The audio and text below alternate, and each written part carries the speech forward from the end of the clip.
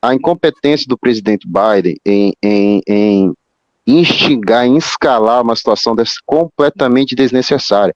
Esses grupos, eles estavam completamente controlados. O Kataib Hezbollah, os Houthis, o Hezbollah do Líbano, eles não tinham nenhuma condição de justificar um ataque às bases americanas. Quem faz isso foi os Estados Unidos da América e seus aliados. O interesse desse tipo de base não são só essas, viu? Que tem um conhecimento aqui de memória, são 8 desse tipo de base aí. São 2 no Kurdistão e na fronteira com a Jordânia você tem mais 1, 2, 3, 4, 5, não, são 7 bases. 7 bases que não deveriam existir. E o questionamento e os Estados Unidos, ele alega que vai responder quando e como eles escolherem. Os Estados Unidos não têm mais a iniciativa estratégica naquela região. Aos Estados Unidos da América cabe apenas responder. Eles estão sob ataque em todos os pontos. Eles conseguiram piorar a situação no Mar Vermelho, eles conseguiram piorar a situação no Iraque, conseguiram agora piorar a situação na Síria, no sudeste da Síria. Então, a questão é aonde é que eles vão piorar mais a situação. É um absurdo, é saber aonde que eles conseguiram piorar a condição da região autônoma do Kurdistão.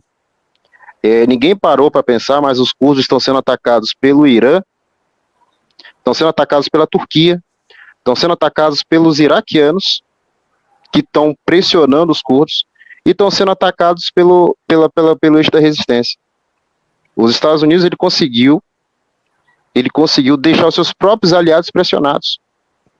O rei da Jordânia estava muito bem, conseguindo seus empréstimos, estava conseguindo manter o seu país até, de certa forma, equilibrado, e agora está na parede.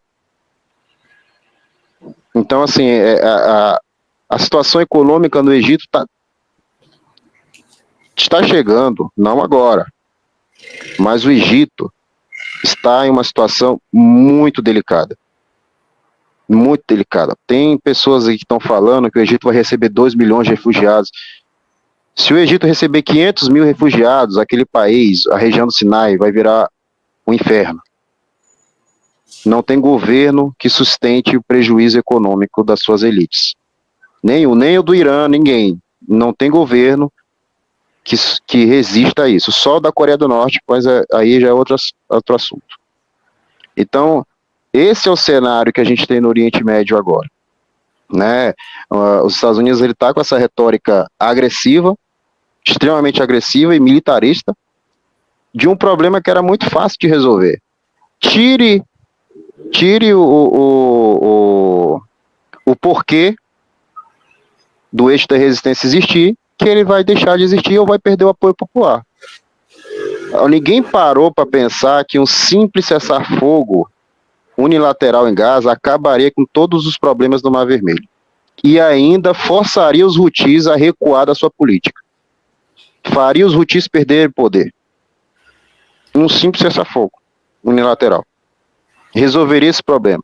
As elites americanas, elas continuariam explorando o petróleo, continuariam recebendo o dinheiro do petróleo iraquiano tranquilamente. Era só os Estados Unidos não ter uma política tão agressiva. Só quem está ganhando com essa última escalada no Iraque é a Turquia. Ninguém percebeu que não há nenhum protesto de Ankara em nenhuma dessas situações. A Ankara sempre se mantém por fora. Logo após os ataques do Irã a Erbil, na semana, acho que foi retrasada, a Turquia bombardeou o Iraque. No dia seguinte, o Irã bombardeou com mísseis num dia, a Turquia bombardeou com a sua força aérea no outro.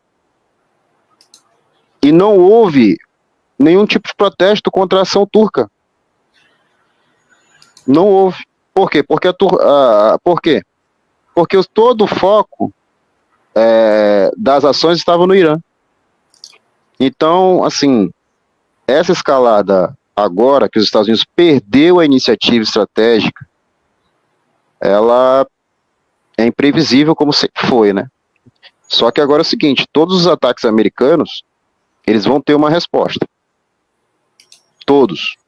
A impunidade acabou. E quem acreditou que grupo de porta-aviões que não consegue nem se defender, não consegue manter uma rota comercial aberta, acho que o comandante aí de Marinha, ele sabe, com certeza sabe explicar bem melhor do que eu.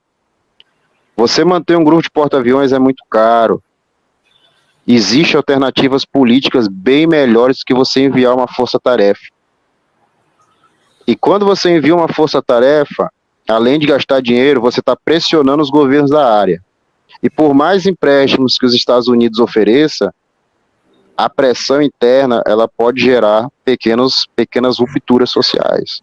Né? E eu vejo a Jordânia, o reino da Jordânia, em uma situação muito delicada. Jordânia e Egito estão numa situação muito delicada. Né? E deixo a bola aí, que senão nós vamos ficar falando do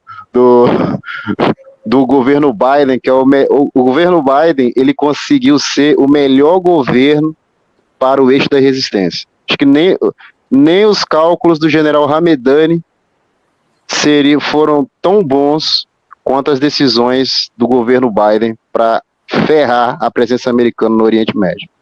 Esse cara é excepcional.